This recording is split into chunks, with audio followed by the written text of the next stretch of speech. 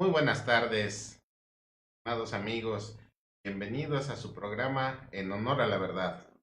Hoy, 16 de mayo del año 2019, tengo como siempre el placer, el gusto y el honor de contar con el conocimiento, la sapiencia y la experiencia del doctor Pavel Rodríguez Quesada. Doctor, ¿cómo estás? Gracias, doctor. ¿Cómo estás? Buenas Muy buenas tardes. tardes. ¿Qué te cuenta el diario oficial de la Federación del día de ayer y de hoy, doctor? Pues fíjate que no amanecimos porque fue en la versión vespertina, pero encontramos la reforma educativa a los artículos tercero, 31 y 73 de la Constitución, como ya se había venido anunciando, doctor, respecto a que el presidente Andrés Manuel López Obrador pretendía dejar sin efectos la que él llamaba mal llamada reforma educativa promulgada y publicada y ejercida en el sexenio anterior de Peña Nieto. ¿Cómo la ves, doctor? Doctor, por primera vez, eh, esto sí me gusta. Esto sí me parece que sea una transformación, no de forma, sino de fondo. Pero antes de entrar al detalle de la reforma educativa publicada en la versión vespertina del día de ayer, quiero comentarles que a partir del día de hoy, que ya está en vigor, todos los amparos, todas las personas que interpusieron amparos, pues se han quedado sin materia Es contra el correcto. memorándum que emitió el presidente de la República en días pasados, doctor. Ya no hay materia, por lo tanto, eh, seguimos ahora en esta nueva etapa. Es correcto. Hay un tema, creo que es uno de los más importantes, porque empezamos hablando de los amparos, cuando fue cuestionado el presidente al emitir su memorándum, donde desde el exministro Cosío decía era fácilmente impugnable, hasta Ruiz Gil, el ex senador, que decía que vamos a esperar a ver que se publique el Diario Oficial de la Federación el memorándum de Andrés Manuel López Obrador, el presidente. Hay un tema, doctor, si me permites, puedo empezar por ahí. El transitorio segundo dice lo que el presidente en su memorándum hizo valer, que todos cuestionaron y que al final mi conclusión, por lo menos personal, fue que exhibió al foro jurídico y la verdad es que creo que lo dejó muy mal parado, porque ahora con la misma reforma, como acertadamente lo comentas, pues todos los amparos que están en procedimiento, en trámite, pues Se han quedado sin van a materia. vivir el sueño de los justos, se quedan sin materia, doctor. Sí, es correcto, doctor. Es menester que nosotros les indiquemos por qué esta reforma educativa sí merece el beneficio de la duda. A diferencia de las otras reformas, aquí hay puntos torales que están encaminados a que los ciudadanos, los niños, los escolares, tengan civismo y algo que jamás en la historia de nuestro país había sido incluido. La filosofía. ¿Qué te parece, doctor? Mira, creo que es un avance y un avance efectivamente de fondo, porque todas las reformas que ha sufrido el artículo tercero constitucional en materia de educación han hablado de lo que siempre, lo que hace desde algún tiempo que establece la Constitución, doctor, el amor a la patria. Yo me pregunto a mis colegas, a nuestros colegas docentes, ¿quién realmente ha cumplido con ese supuesto? Supongo que algunos, espero que sea un supuesto, un grupo mayoritario, pero ¿cuántos sabíamos de verdad que existía el amor a la patria en la Constitución como parte integral de la misma, del derecho humano que teníamos para recibir información con esa calidad, con ese sistema, con esa conciencia? ¿Qué sucede cuando ahora regresa lo que era más cercano? La filosofía, doctor, nos sonaba a pues, un doctorado en filosofía como el que tienes, ¿no? Un doctorado o estudios filosóficos o solamente pasar por las facultades especializadas como la de la UNAM. Hay una materia que un tiempo muy largo se dejó sin efectos, se suspendió, y es la de civismo, y es como que la que más tenemos en mente, porque filosofía Espero que ya no sea una materia inaccesible, ¿sí? Lo que hemos hecho los docentes al cumplir los planes educativos es dejar de lado la filosofía. Quizá el civismo tenga que ver con un valor moral, un valor familiar, una costumbre dentro de tu sociedad, y quizá pueda suplirse. Pero hablando de filosofía, doctor, creo que si no accesas a ese tipo de información y lectura y conocer a los grandes, pues no tendría una forma de, porque inclusive plantearle a una persona un tema filosófico, inclusive, doctor, me atrevo a decirlo, que hasta los aburre. Con toda la razón que le asiste a mi querido doctor Pavel Rodríguez el haber dicho lo anterior, también es menester sembrar un poco, abonar al tema. La filosofía era un tópico por allá que solo se discutía entre los dioses, entre la gente pensante, entre los entre la gente de muchos conocimientos. Pues no, la filosofía tiene que ver con nuestro ser. ¿Qué es lo que queremos? ¿Para qué lo queremos? ¿Dónde lo queremos? ¿Cómo lo queremos? ¿Y en qué camino lo queremos? Es decir, la filosofía nos va a enseñar que más allá de una simple denominación, es una herramienta efectiva que nos va a permitir que no seamos acotados ni instruidos en las escuelas, en las universidades, con el sello característico de que solamente tienen que ver lo que dice el libro y lo que dice el profesor. La filosofía, doctor, nos va a enseñar a dudar, a investigar y a obtener toda la sabiduría y los conocimientos necesarios para llegar a una verdad.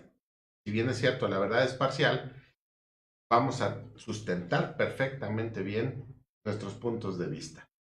Pero, doctor, ¿qué dice el artículo 3º constitucional que ya está en vigor el día de hoy? Bueno, entre otras cosas, habla de la educación, implementando nuevas materias, entre ellas la filosofía, habla también del civismo, toca temas que yo no recuerdo haberlo cursado, doctor, la geografía, solamente eran ciencias naturales, ¿sí?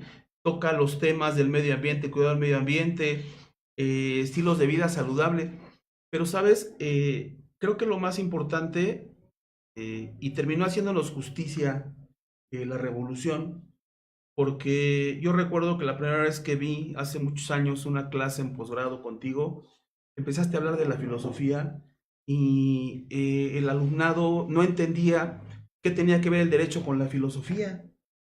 Y entonces, el mayor aporte que nos va a dar este tema filosófico en las aulas es dudar, como bien lo dices, pero cuando dudas y encuentras la respuesta, vas a tener otra duda.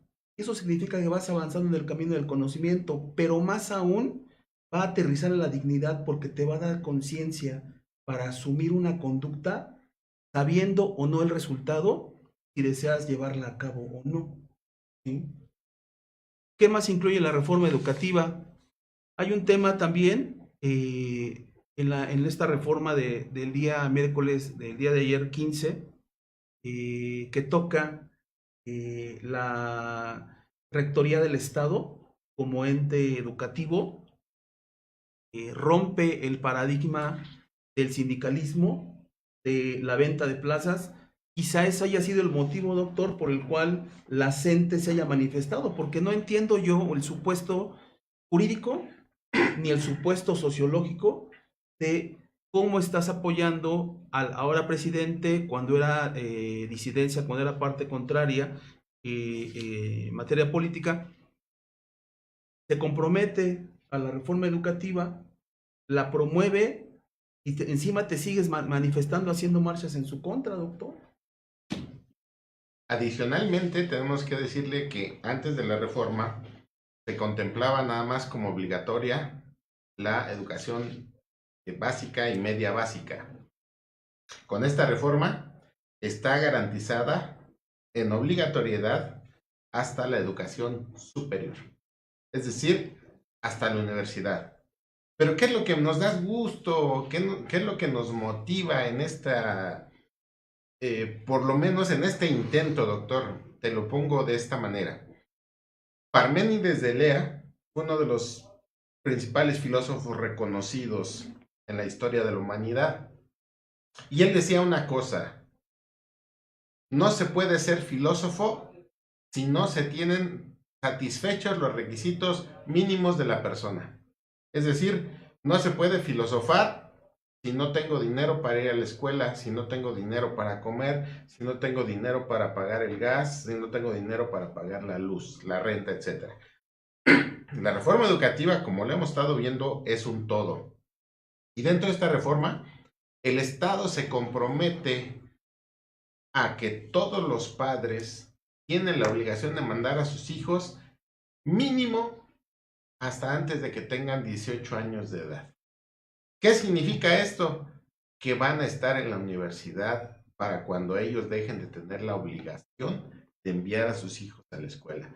Pero más allá, doctor, se comprometen en este cambio relevante a darles garantía alimentaria y una beca educativa, sobre todo a los que tienen problemas sociales graves. ¿Cómo ves, doctor? Bueno, pues eso parte de la... Entiendo que tiene que ver con parte de la campaña y los compromisos que hizo el presidente en apoyar a primero los pobres, ¿no? Resulta que no se trata de ser populista o no, porque la teoría que has manejado es muy válida. La gente, todos los políticos son populistas, si no, se acercarían a los votos, no se acercarían a la población, no darían nada a cambio, y pues nadie votaría por ellos, no me queda perfectamente claro. Sin embargo, creo que por más que intentemos no rescatar a estas personas que están en situación de extrema pobreza o necesidad alimentaria, o que de verdad tengan deseo de salir adelante y el gobierno no les haya brindado un apoyo, y aunque parezca a tono de populismo, creo que es una señal de una cuarta transformación que, de ser bien llevada con esta reforma educativa, doctor, creo que va a rendir muy buenos frutos para todos, sin importar la capacidad económica, solamente importará el deseo de superarte. Hablando en términos filosóficos, el populismo se divide desde nuestra percepción en dos: el populismo político, o los que se dicen políticos, que solo quieren el bienestar para ellos, sus familias, sus amigos y los poderosos; y el populismo social, el que llega al poder, detenta el poder y piensa en el pueblo, piensa en abatir el rezago educativo. Hasta el último censo que me quedé yo del INEGI, que fue el pasado, doctor, teníamos quinto año primaria per cápita de estudios. Un estado, una nación que tiene tan bajo porcentaje y tan baja calidad educativa como la que tenemos hasta el día de hoy, no puede, per se o por sí solo, no puede ser un país de primer mundo. Por eso tenemos que acotar esencialmente: este es el inicio y la base sustentable, doctor, para que le quitemos a nuestros menores, a nuestros jóvenes, les quitemos el problema de que, como no tienen opciones, como no tienen oportunidades, se van a la delincuencia organizada. No, este programa plantea, por lo menos en la Constitución, tendremos que verificar la legislación reglamentaria y cómo se ejecuta, pero por lo menos constitucionalmente, el fondo es darles opciones a los jóvenes, a los niños y a los ciudadanos de este país. ¿Cuál es tu opinión, doctor? Claro. Mira, otra estadística que podemos plantear y es conocida: somos cerca de 120 millones de mexicanos en el país y unos 20 millones en Estados Unidos, 140 millones. ¿Cuántas cédulas hay? No hay más de 12 millones. Tomando en consideración que una persona puede ostentar 3 o hasta 4 cédulas cuando realiza estudios de posgrado, doctor, me atrevo a decir que no hay más de 6 millones de profesionistas ¿sí? Y eso habla también del quinto año educativo, porque si partes de esta premisa de que son 6 millones de personas los que ostentamos una cédula profesional, sin contar 2 o 3 más que podemos tener o no, pues, ¿qué porcentaje tenemos? ¿No? Quizá el INEGI se haya exagerado y estemos en tercero o cuarto, ¿sí?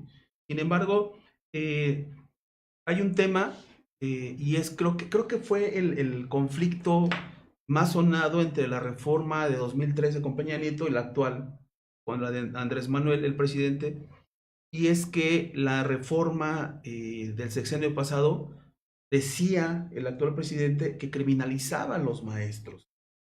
Habría que leer la ley del INE, el reglamento interior del INE, donde efectivamente había partes donde parecía, y digo parecía, porque a diferencia de de esta reforma, doctor, esta no parece, esta está literalmente contemplado, y efectivamente vamos a ver cómo la tocan, cómo la crean los legisladores, la reglamentación secundaria, y pues que no pase lo que ha pasado con muchas reformas, incluyendo la misma de los derechos humanos, que terminaron siendo, desde mi perspectiva, poco a poco van a volver a ser garantías individuales, llamados derechos humanos, ¿sí?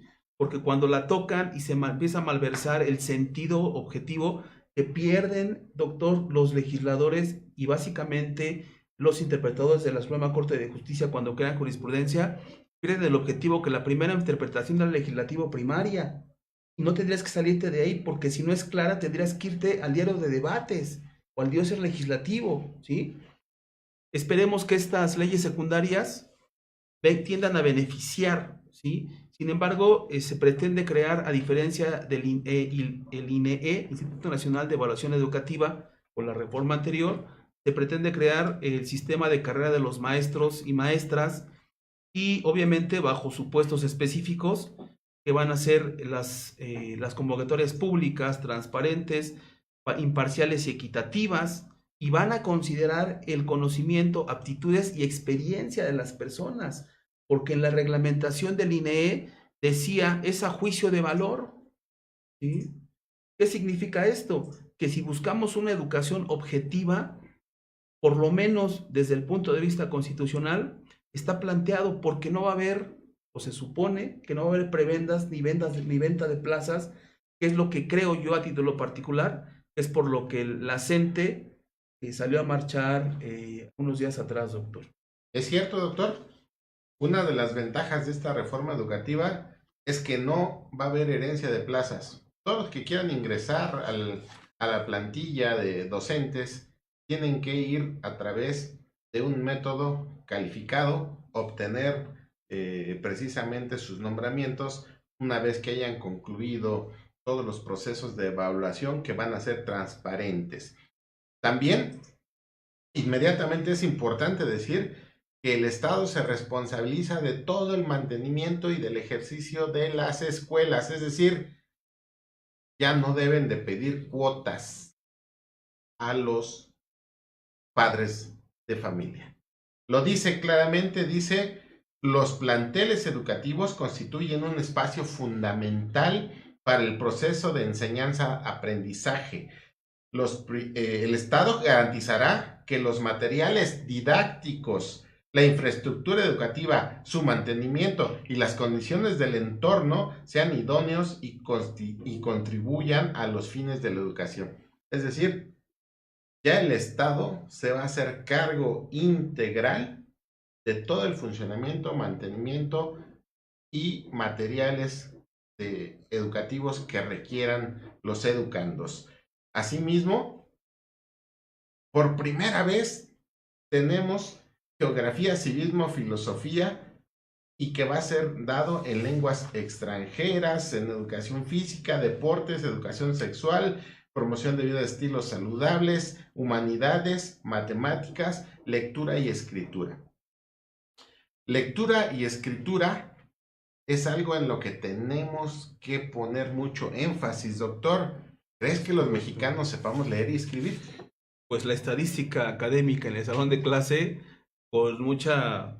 me dice que no. Es decir, si no sabemos leer, no comprendemos, y si no comprendemos, no tenemos criterio. Si no tenemos criterio, no podemos ser emprendedores, siempre seremos esclavizados o utilizados por alguien. Quien sabe leer, comprende. Quien sabe escribir, precisamente se comunica. El cómo y el cuándo se comunica tiene que ver procesos de escritura. ¿Cierto, doctor? Es correcto, porque entramos entonces ya con un fundamento en la reforma educativa a la parte filosófica, doctor, y es entender el significado y el significante. Cuando antes era lo mismo o no entendíamos y te planteaban esta pregunta, ¿cuál es la diferencia? ¿Cuál empieza? ¿Cuál termina? ¿Cómo se sustenta una frase, una palabra? Pues nos quedábamos callados, porque no teníamos el matiz o el interés de saber el fondo de lo que estábamos aprendiendo, ¿sí?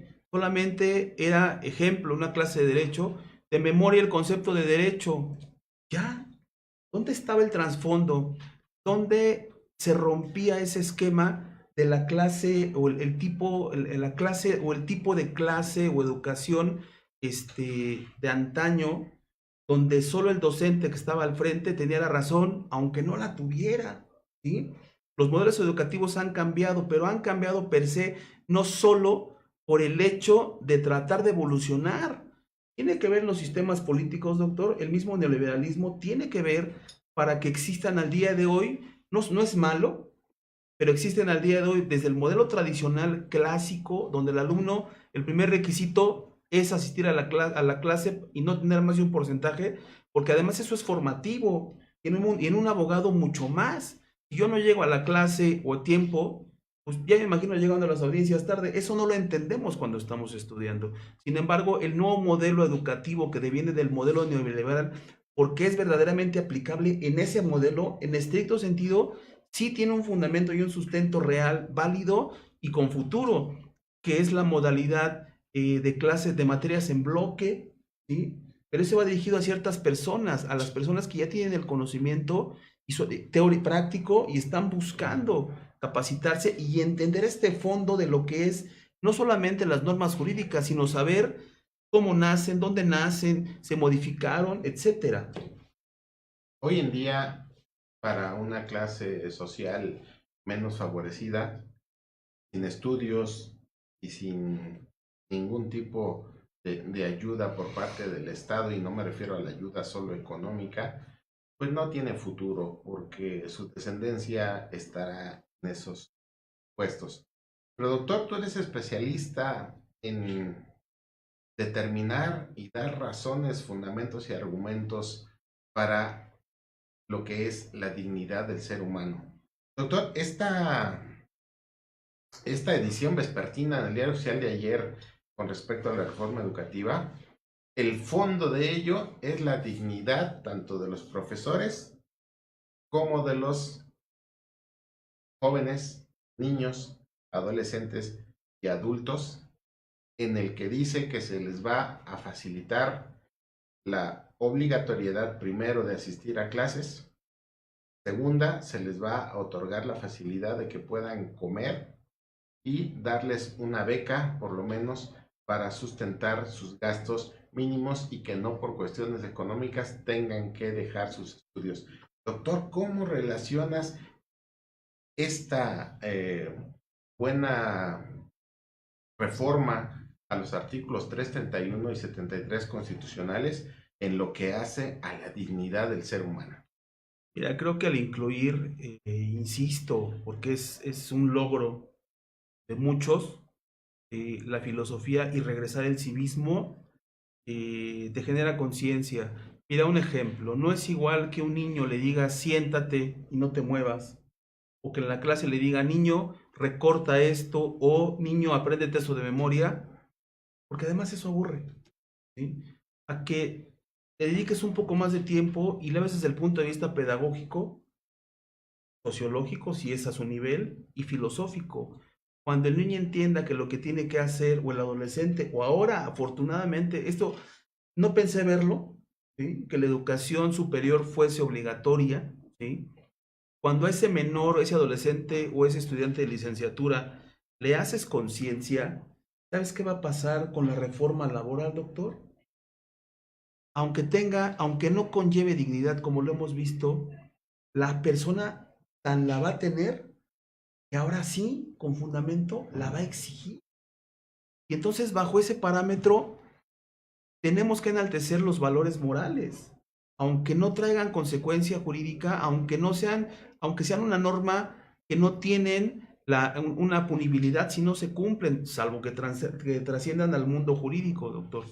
Sin embargo, cuando el presidente actual pretendía generar un catálogo de valores morales, la sociedad se espantó porque la llamó constitución moral. Sin embargo, quitémosle el término de constitución y bajémoslo solamente a portarnos bien, hacer bien las cosas, de ti hacia afuera. ¿Qué sucede, doctor, si tú en tu salón de clases tienes un alumno que con bajos recursos económicos tiene muchas ganas de aprender? ¿Cuál es tu primer método para acoger a ese alumno y llevarlo a buen fin? O al fin que él por lo menos en la mente no es pobre económicamente, pero no es pobre mentalmente. ¿Cuál es tu primer, qué es lo que haces con ese tipo de alumnos? Primera instancia. Primero, doctor, tratarlo igual. Que no Igual, se claro. sienta desigual frente a sus compañeros. Segundo, darle la obligatoriedad de que se sienta y que ejerza sus derechos. Pero más importante, que aprenda a desmentir, a investigar o a negar algo de lo que yo equivocadamente pueda decirles. Es decir, a darle la igualdad significativa para que él en el aula ejercite su derecho a decirme, profesor, lo que usted dijo está equivocado por esto. Wow, yo lograra eso en ese universo, yo creo que estaría satisfecho. Válido, sí es cierto, porque regla general, eh, lleven adentro, no externan sus ideas, hace falta la conciencia, la materialización de la conciencia, doctor. Fíjate que es tan simple hablar de esta reforma educativa que cuando hablas de dignidad, de respeto a los derechos humanos, de la inclusión de estas materias vitales que te hacen pensar, ¿sí? ¿Por qué los jóvenes han estado segregados en un mundo donde en ciertos sexenios se les llamó ninis? ¿Sí? Es como si yo soy el representante del pueblo y lo que hago solamente es decir, pues es que tú eres nini y no me sirves. ¿Qué hago yo como Estado para que ese nini se emplee dentro de mi ámbito gubernamental y genere buenos dividendos? ¿Sí? Ahí hay cerebros que se están secando literal porque no reciben el impulso. Si es un niño, si es un adolescente, pues el término es adolescente porque adolece. Está en los mayores, está en el mismo gobierno implementar políticas sociales. Se han criticado los adultos mayores, se han criticado las becas para estudiantes, madres solteras, etcétera.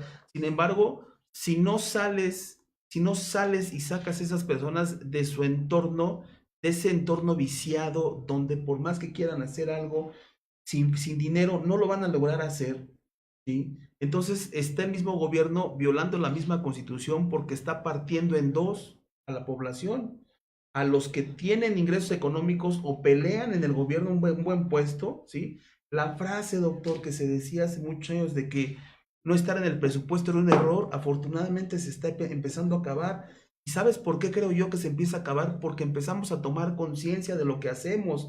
Y la conciencia no me nace, la adquiero. Y bien lo dijiste, si yo no leo, o si yo leo y no entiendo o no sé leer, mi conciencia nunca va a evolucionar.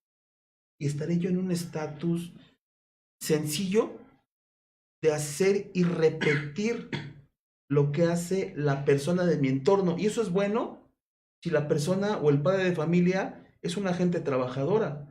Pero si no lo es, doctor. Es correcto. Vemos cosas positivas.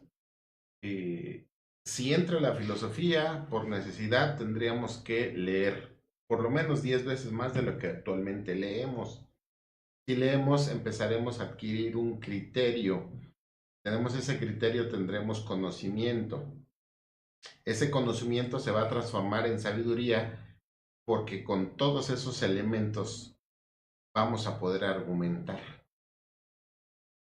El mexicano no sabe argumentar. El mexicano eleva la voz cuando cree que tiene la razón, pero los argumentadores no elevan la razón, la voz, elevan sus argumentos. Esto es parte de a dónde nos va a llevar la filosofía, pero ¿cuál es la cosa mala de esta reforma educativa, doctor? Que habrá y que hay ya grupos específicos, populares, a los que no les gustará esto porque sus trabajadores y los propios alumnos van a empezar a pensar y ya no los van a obedecer ciegamente. ¿Cómo ves, doctor? Es correcto.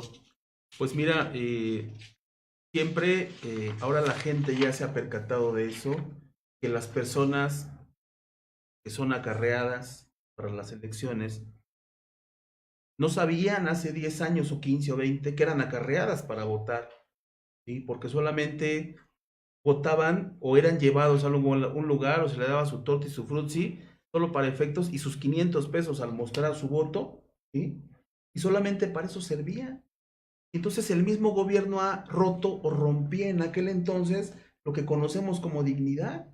Y entonces términos de dignidad, derechos humanos, civismo, filosofía, valores morales son torales en la educación mexicana, ¿sí? Si bien es cierto, los valores morales no te los puede dar la universidad, la universidad o la escuela pública, pues si bien es cierto que mientras un padre tenga la capacidad de ingresar a estudiar y tenga la conciencia en sus estudios y superarse dentro de su entorno social, pues seguramente va a querer que su hijo sea así. Pero si un padre nunca tuvo el apoyo del gobierno y jamás vio la forma, por más que deseara salir adelante, pues empezamos a crear círculos viciosos donde las personas dicen, ¿qué me queda? ¿Robar? ¿Traficar? ¿Defraudar? ¿Sí? Porque en su conciencia no existe un supuesto de superación, claro, portándose bien. Claro. Una cosa positiva más de esta reforma es que habla de las tecnologías. Doctor, un país sin marcas, sin patentes, sin modelos industriales, no puede ser de primer mundo. Vemos aquí que en esta reforma se contempla, se les va a dar becas y se les va a dar el desarrollo a todos los científicos, técnicos de este país que aporten modelos de productividad y de ciencia para que esto suceda. ¿Qué resulta? Bueno, que actualmente somos dependientes tecnológicos y de muchas otras formas, somos dependientes del extranjero. No tenemos tecnología propia, ningún celular, ningún chip, ningún modelo industrial de los que utilizamos está patentado por mexicanos y para mexicanos.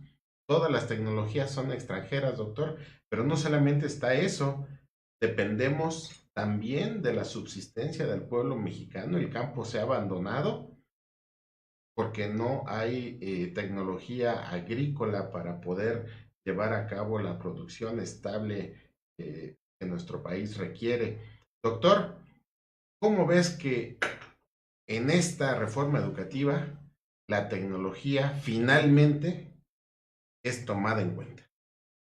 Bueno, sin afirmar que saldremos del tercer mundo, por lo menos ya positivizaron la norma, pues hay una luz, doctor, porque se decía antes, la ley no lo dice, yo soy juzgado, yo soy juez, yo soy ministro, yo soy magistrado, no tengo elementos, yo fundo y motivo, ¿sí? Cuando se incluye en la Constitución, esta reforma que estamos platicando, la investigación e innovación científica, la humanística, que también es parte importante y también se ha olvidado. el humanismo se vincula a la filosofía, ¿sí? Al yo interno, a la ética, a la misma moral. Y la tecnología, pues viene a ser una punta de lanza, porque no solamente en el campo, que bueno, eso es evidente, doctor. El campo ha sido abandonado, buscando precisamente, creo que ponderar a nuestro país como el país número uno en mano de obra barata, ¿sí? Porque pareciera que solamente para eso servimos los mexicanos, para trabajar para otro por un mísero sueldo a cambio de tratar de subsistir y siempre trayendo en los hombros, cargando en los hombros el peso de no poderle dar a mi familia y a mis hijos una mejor vida, ¿sí? Y entonces eso hace que el bienestar social nunca pueda ser implementado en nuestro país como un derecho humano. Y por tanto, si no es protegido, pues depende la ideología que esté en su momento en el poder, doctor, tendrá que ver, seguramente el liberalismo está comprobado, no lo tengo que decir yo ni afirmar, pues no buscaba esa tendencia al bienestar social para la población. Pues la verdad es que al ser un Estado neoliberal, solamente se buscaba pues tener ingresos como fuera. En la menor inversión, el mayor ingreso que se pueda. Y entonces nos vendíamos como mano de obra barata. Es correcto, doctor. Señor presidente de los Estados Unidos mexicanos, esta reforma merece el beneficio de la duda porque realmente vemos que ha tomado en cuenta por lo menos los elementos mínimos para poder salir del bache educativo en el que nos encontramos, y de ahí se derivan muchos más. Pero para los efectos de que cumpla usted con la alimentación de todos los alumnos, de todos los menores, de toda la población de México, también voltea al mar. Tenemos una zona económica exclusiva casi del doble de lo que tenemos de superficie terrestre. No tenemos una Secretaría de la Mar, no tenemos tribunales marítimos. Señor presidente, con un pescado al día, ningún ser humano está desnutrido. Y eso pertenece a nuestra zona económica exclusiva, a nuestros litorales. No tenemos flotas pesqueras, no tenemos buques, no tenemos armadoras, no tenemos muchas cosas en este país. Creo que sería importante, doctor, que el señor presidente de los Estados Unidos mexicanos modificara precisamente, no la Constitución, porque ya están establecidos en el artículo 73, artículo 13, 104, fracción cuarta, que ya debe de conocerse, y necesitamos nada más una institución que pueda ver las naturales y productivas zonas económicas que tenemos para la pesca. Ese es un lado que nunca se ha tomado en consideración en este país. Nunca hemos tenido una Secretaría de la Mar, doctor. ¿Qué consideras? ¿Crees que esto sea una buena idea? Mira, si partes de que no requieres gran inversión, porque ya hay dependencias que están segregadas entre las secretarías de Estado, uno, dos, no habría endeudamiento, porque el mar está ahí, es, digamos, virgen, porque no se ha explotado cómo se explotan las tierras, cómo se explota la gente, cómo se crea el capital de formas diversas. Creo que es una buena idea, doctor, que le estás lanzando al presidente de la República para que la tome de verdad en consideración, porque él ha dicho que durante el sexenio no se va a endeudar el país. Y la pregunta concreta es, ¿se requeriría endeudamiento para crear la Secretaría del Mar? No, solamente un reajuste en sus instituciones, en la Ley Orgánica de la Administración Pública Federal, unir de varias dependencias como Secretaría de Comunicaciones y Transportes, la Marina Armada de México, que tiene algunas cuestiones ahí que tienen que ver con la Marina Mercante, y etcétera, pero solamente se reasignaría y se ajustaría el presupuesto. No se requiere dinero, no se requiere presupuesto adicional. Esta es una circunstancia que podría detonar el crecimiento económico y abatir el rezago alimentario de todos los mexicanos. Imagínense nada más, queridos amigos, tenemos 17 estados que cuentan con litorales, un poco más de 11,000 kilómetros. Tenemos más de 128 puertos entre cabotaje y altura, tenemos puertos secos, pero no tenemos la administración suficiente de productos del mar para abatir con el rezago alimentario, con la desnutrición, que sobre todo en los menores de edad es algo que nos debería de poner a pensar. Señor presidente, le suplicamos tenga en cuenta esto. Esto va a ayudar a que su cuarta transformación sea real, sea efectiva, sobre todo, no va usted a gastar de más. Se capitalice, doctor. Creo que para lo único que sirven las playas al día de hoy es para irte de vacaciones, genera riqueza, pero para los extranjeros. Es correcto. Y finalmente, les vamos a decir que el día de hoy se publicó en el Diario Oficial de la Federación una reforma a la fracción tercera del artículo 113 y se adiciona el artículo 113 bis al Código Fiscal de la Federación, y donde se impondrá sanción de 3 meses a 6 años de prisión al que adquiera comprobantes fiscales que amparen operaciones inexistentes, falsas o actos jurídicos simulados. Y artículo 113 bis, se impondrá sanción de 3 a 6 años de prisión al que expida o enajene comprobantes fiscales que amparen operaciones inexistentes, falsas o actos jurídicos simulados. Es importante que tengan esto en cuenta porque si queremos avanzar, debemos de dejar de hacer cosas simuladas. Correcto, doctor. Bueno, pues es parte de lo que ha prometido el presidente y pues parece que ahí va, ¿no? Por lo menos, de mi parte, doctor, cierro, como dijiste, le doy el beneficio de la duda a esta reforma educativa.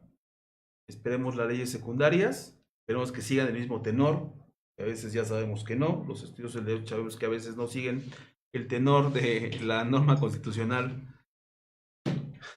Será importante, doctor, darle seguimiento a estas leyes reglamentarias y será importante que se ejecuten. Considero que antes de que termine su sexenio, esto tendría que estar operando de una manera genérica, efectiva y eficaz. Como último instante, el presidente también se ha comprometido, doctor, a que no va a volver a dar beneficios fiscales a los poderosos. Está próximo a sacar un decreto en el que se va a prohibir condonar impuestos a los poderosos. Hasta aquí llegamos en nuestro programa, doctor, en honor a la verdad. No sé si quieras despedirte de nuestro auditorio. Claro que sí, muchas gracias por acompañarnos. Y solo para cerrar este último tema que acabas de sacar de relevancia, doctor, vamos a esperar más marchas. ¿Cierto? Por parte de los grandes capitales, haber afectado su ingreso, ¿no? ¿Cierto? Y pues agradecemos gracias a nuestra directora general Martita Obeso, como siempre, un abrazo, siempre con el apoyo. A Evelyn, que siempre nos hace favor de estar en los controles y hacer posible esta transmisión. Les agradecemos, nos vemos hasta la próxima semana. Hasta luego. Gracias. Muchas gracias.